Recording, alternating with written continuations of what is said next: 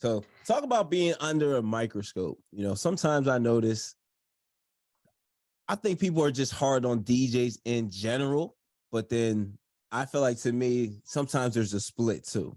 Like you have your male DJs, you have your female DJs. Sometimes people really try to make this split, or some people, they'll see they might see female DJs and be like extra critical or extra, or like, okay, what is she doing? Or okay, did she mix these two records together? And by the way, I went through your SoundCloud. Yo, your mixes are fire. You So checked me out. yes, Yay! yes, I'm giving it up. Yo, your mixes are fire.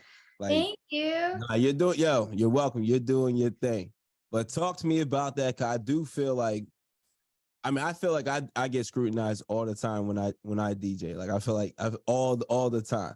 But I feel like I've seen other female DJs DJ, and like even when I go out and see DJs DJ, like I just chill. Like it's not really that serious. Like we're all getting paid to do what we love, and that's how I look at it. And it's also a business too. So I'm like, to me, I'm always in like learn mode.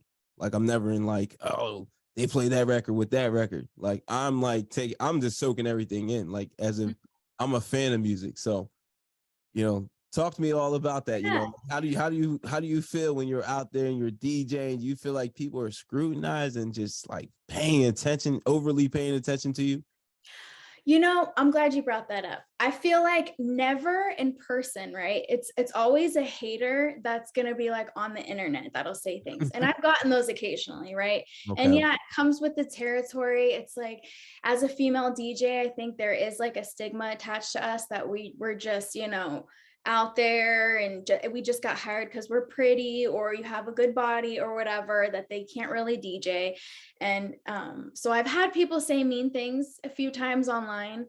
And some of it's like, I would post just a video of me dancing and, not really transitioning, just like a 10-second clip of me dancing. And I had someone write like, oh, wow, you can dance. Wow, what a great DJ. Like saying things like that, like, oh, congratulations, you know how to dance. Why don't you DJ? And I don't let that stuff bother me too much, because think of it this way, right?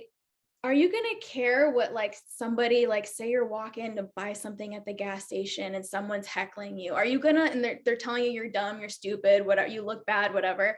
That opinion, does that matter compared to like your mom, your dad, the people that know you? They don't matter. But I'm not gonna lie, if you have like, we all have our own insecurities, and when someone highlights that, yeah, it could make you feel bad, right? But I think we can choose which ones to interact with and which ones not to.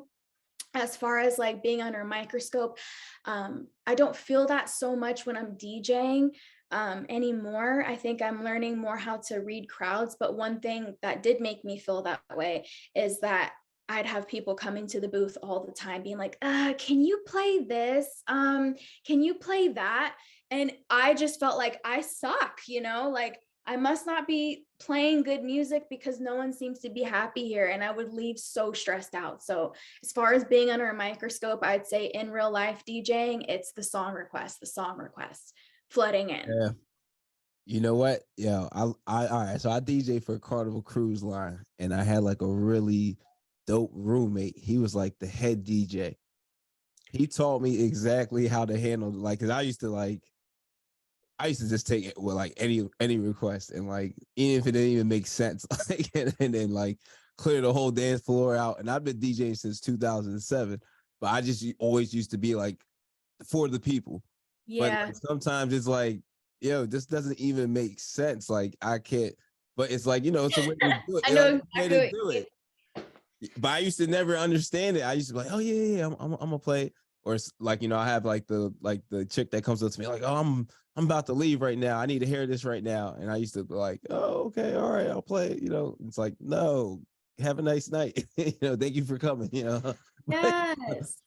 But yeah, it'll definitely, like, sometimes some song requests, it'll definitely trip you up. But I always feel like if it's done respectfully, it makes sense in the set that I'm playing, then I'll definitely touch it. Or if you're paying me, then like you can say whatever you want. Like if you're paying me, you know, it's your event, and then you can request whatever the hell you want. Like, Yep.